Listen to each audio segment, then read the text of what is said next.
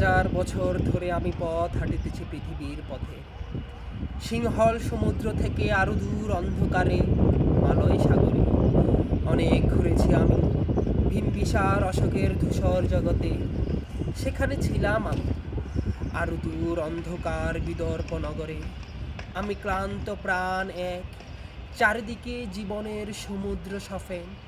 আমারে দুদণ্ড শান্তি দিয়েছিল নাটোরের বনলতা সেন।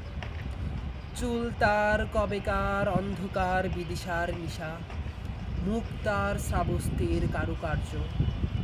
অতিদূর সমুদ্রের পথ ভেঙে যে নাবিক হারায়েছে দিশা।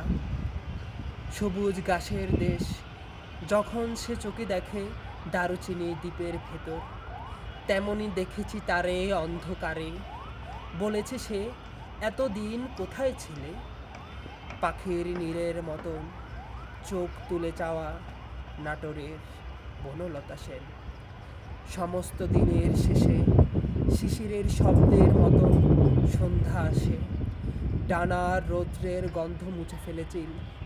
পৃথিবীর সব রং মুছে গেলে পাণ্ডুলিপি করে আয়োজন। তখন গল্পের তরে জোনাকির রঙের ঝিলমিলি। সব পাখি ঘরে আসে, সব নদী ফুরায় জীবনের সব লেনদেন। থাকে শুধু অন্ধকার মুখে মুখে বসবার বনলতা সেন।